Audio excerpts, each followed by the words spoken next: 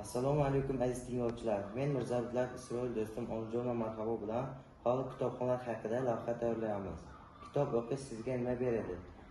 Kitob menga ilm beradi, dunyoqarash beradi, ilhom beradi. Masalan, Abdulla Qodiriyning qalamga mansub bo'lgan O'tkir kunlar asarini o'qiganimdan so'ng tarixga bo'lgan qiziqishim yanada oshdi.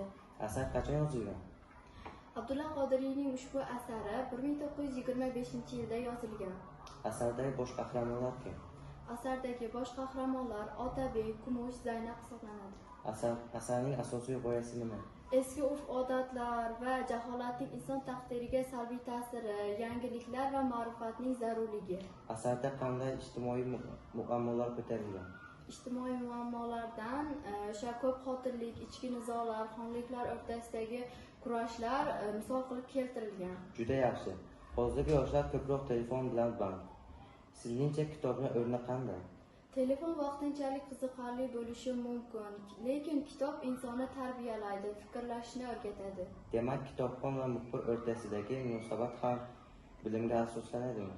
Albatta, muxbir jamiyatga foydali ma'lumotlarni yetkazadi va bu qatori muxbir ham juda ham ko'plab kitoblarni o'qishi zarur. Kitob o'qigan inson hech qachon yutqazmaydi. Demak, azizlar, kitobxon va muxbirning o'rtasida bo'lgan narsa bilim va tafakkur. Kitob o'qish orqali biz faqat bilim emas, balki sabr, tafakkur va to'g'ri xulosa chiqarishni o'rganamiz.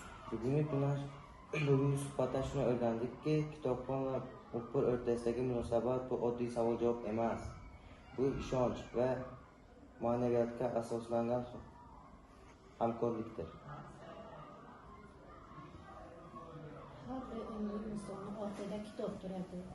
Ilmli jamiyat kuchli jamiyatdir. Aziz do'stlar, vaqtni behuda sarflamasdan kitob bilan do'st bo'laylik.